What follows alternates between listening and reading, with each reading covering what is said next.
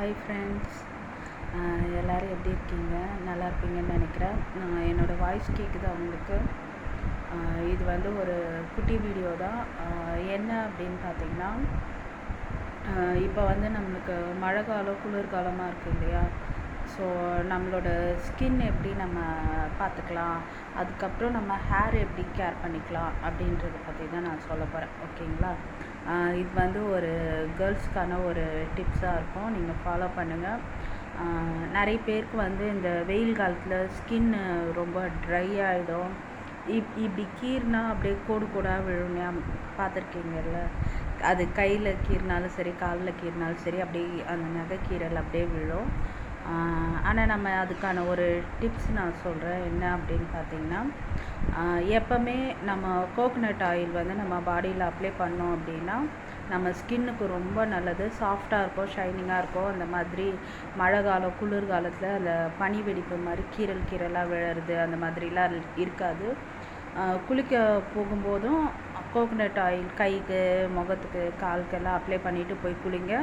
அதுக்கப்புறம் நீங்கள் குளிச்சுட்டு வந்த அப்புறமா அப்ளை பண்ணுங்கள். முக்கியமாக ஹேருக்கு வந்து இப்போ இருக்கிற நம்ம கிளைமேட் பார்த்திங்கன்னா, நம்ம ஹேரில் இருக்க ஈரப்பதத்தெல்லாம் அப்படியே உறிஞ்சிடுற மாதிரி இருக்குது இல்லையா, வெளியே இருக்க கிளைமேட்டு. ஸோ அந்த டைமில் என்ன பண்ணுங்கன்னா, எப்போவுமே ஹேர் ஆயில் அப்ளை பண்ணிகிட்டே இருங்க. ஹேர் ஆயில் அப்ளை பண்ணிவிட்டு தலை குளிங்க. உங்கள் ஹேர் வந்து நல்லா சாஃப்டாக ஷைனிங்காக இருக்கும், ட்ரை ஆகாது. இது வந்து ஒரு சின்ன டிப்ஸ் இப்போது ரெய்னி டைமுக்கு சொல்லணும்னு தோணுச்சு. கேர்ள்ஸ் ஃபாலோ பண்ணுங்கள். அதுக்கப்புறம் நல்லா சேஞ்சஸ் தெரியும் இந்த கோகோனட் ஆயில் நீங்கள் அப்ளை பண்ணி குளிச்சிங்கனாவே. இது வந்து எல்லா டைப் ஆஃப் ஸ்கின்னுக்குமே அப்ளை பண்ணலாம் கோகோனட் ஆயில். எப்போவுமே நாளைக்கு குளிக்க போகிறீங்க அப்படின்னா நைட்டே கூட நீங்கள் கை, கால், முகத்துலலாம் கோகோனட் ஆயில் அப்ளை பண்ணிவிட்டு காலையில் குளிச்சுடுங்க. இது வந்து நீங்கள் ரெகுலராக பண்ணிட்டு வந்தீங்கன்னா உங்கள் ஸ்கின் வந்து நல்லா சாஃப்டாக ஸ்மூத்தாக இருக்கும், அழகாக இருக்கும். வேறு எல்லோரும் சாப்பிட்டீங்களா? எப்படி இருக்கீங்க?